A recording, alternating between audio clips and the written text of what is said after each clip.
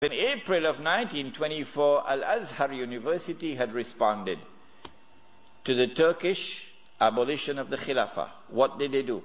Al-Azhar University declared that this was bid'ah and haram to abolish the Khilafah. And therefore we must respond to it. And the response of Al-Azhar is that we must have a mu'tamar, a conference, which would meet and which would appoint a new Khalifa. As soon as Al-Azhar issued this proclamation, you could see how Britain was trembling. The British government can't digest their food now. They've got to plan some counter strategy. So Britain puts pressure on King Fuad. And King Fuad is now putting pressure on Al-Azhar to hold back on this conference.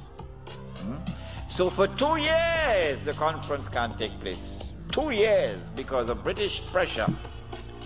The conference finally takes place in June, July of 1926.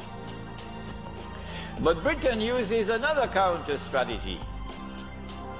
She gets Abdulaziz ibn Saud in Mecca to also convene a conference of the world of Islam in Mecca at the time of the Hajj. Massive intervention in the affairs of the world of Islam to ensure that the Cairo conference does not succeed in winning a representative gathering, and that the Mecca conference gets all the Muslims attending it. And they succeeded. The Cairo conference, organized by Al-Azhar University, becomes an essentially Arab conference. The conference met. The conference decided that the Khilafah was an essential part of the deen, that it was bid'ah and haram to abolish it, that the Khilafah must be restored, but we don't know how to do it. So let's go back home and come back after 1 year. But in Mecca, you had the most successful representation of the entire world of Islam, because Britain really went to work on it. This conference is now convened, but strangely, for the Wahhabi movement. Strangely for the Wahhabi movement, which is a religious movement, which declares that it is bringing back the original Islam and removing all the extraneous things which had been added and cutting out all the shirk. So this is the real Islam. Well, then how come you don't even have the subject of the Khilafah in your agenda for your conference? We asked the Wahhabi movement, give us an answer. There is no answer. The Ikhwan, or Muslim Brothers, were renowned warriors, light and mobile and extremely courageous. They were also fervent Wahhabi Islamic Puritans. The Wahhabis took their name from an 18th century Islamic preacher, Muhammad bin Abdul Wahhab. Wahhab was first to see the value in forging an alliance with the able tribesmen of the Al Saud family in order to help spread his austere version of Islam. The Ikhwan were an important fighting force that supported the expansion of Ibn Saud. They had this vision that they propagated true Islam in its purest form. So anything they encountered that differed from that vision was regarded as objectionable.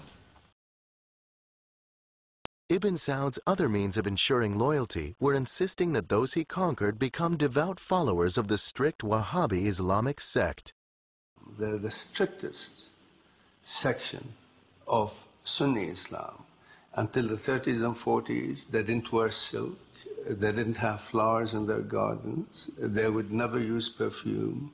They were Puritan, they were desert people, and they loved him. The answer is that the Wahhabi-Saudi alliance is now perpetrating a gigantic, a massive betrayal of Islam. in abandoning the Khilafah.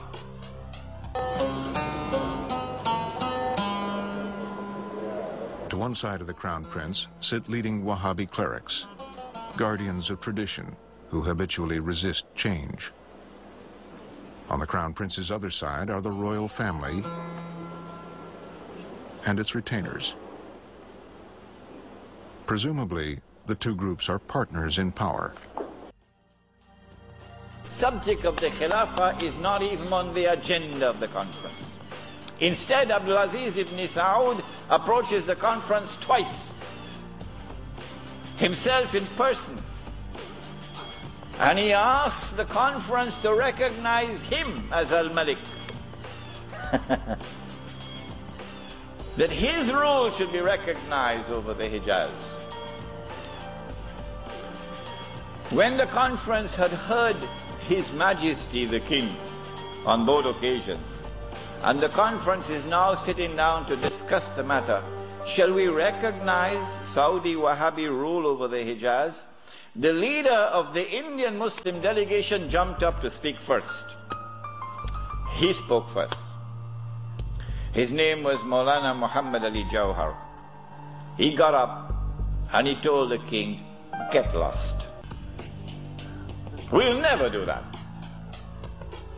As soon as the leadership of the Indian Muslim delegation had established its position of rejecting the claim of the Saudi Wahhabi leadership for sovereignty and control over the Hijaz, the rest of the delegates couldn't say, That was the power of a man who knew Islam and lived Islam. And so the conference ended without giving to the Saudi Wahhabi rule over the Hijaz recognition. The Ottoman rule over Mecca and Medina ended in the early years of the 20th century with the abolishment of the Caliphate institution. The future of the two holy cities was then transferred to the Saudi monarchy. The Saudi monarchy has become the legitimate guardian of the holy cities of Mecca and Medina. One of its responsibilities is to hold an official ceremony of cleaning the Kaaba and its vicinity. The ritual is held annually before the coming of the Hajj season.